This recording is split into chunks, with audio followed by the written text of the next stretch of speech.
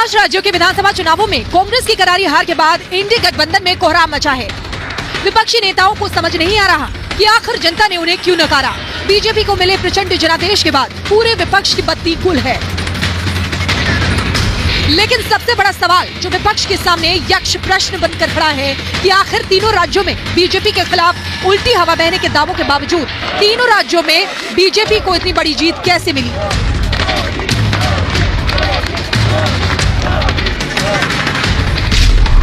Modi magic या कमजोर विपक्ष, मोदी की जीत या बटा विपक्ष। ये सवाल इसलिए क्योंकि जैसा कि मध्य प्रदेश, राजस्थान और छत्तीसगढ़ में कांग्रेस दावा कर रही थी कि तीनों राज्यों में कांग्रेस को बड़ी जीत मिलने जा रही है, उसके ठीक उलट जब नतीजा सामने आया तो मोदी की सुनामी के सामने कोई टिक नहीं पाया। न कांग्रेस नेता राहुल गांधी की मोहब्बत की दुकान कोई करामात कर पाई और न ही जाति जनगणना का दांव कांग्रेस के काम आया। मोदी की गारंटी ने कांग्रेस को ऐसा उड़ाया कि मैदान में सिर्फ और सिर्फ बीजेपी ही बची। साफ है, मोदी की गारंटी के अलावा जनता ने किसी पर भरोसा नहीं जताया। ये चुनाव नतीजे कांग्रेस और उसके घमंडिया गठबंधन के लिए भी बहुत बड़ा सबक है। सबक यह है कि सिर्फ कुछ परिवारवादियों के मंच पर एक साथ आ जाने से फोटो कितनी अच्छी निकल जाए, देश का भरोसा नहीं जीता जाता।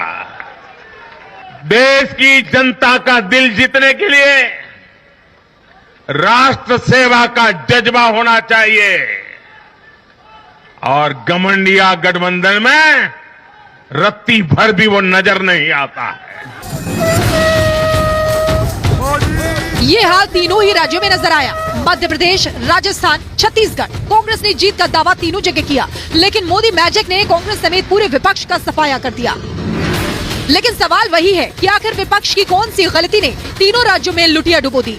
इसमें सबसे बड़ी वजह बनी सनातन के खिलाफ अनर्गल बयानबाजी, हिंदू एकता को जाति में बांटने की कोशिश, पीएम मोदी के खिलाफ अभद्र भाषा का उपयोग, विपक्षी दलों में आपसी तालमेल की कमी, भ्रष्टाचार के गंभीर आरोपों के दाग, महिला अपराध के मामलों में बढ़ोतरी।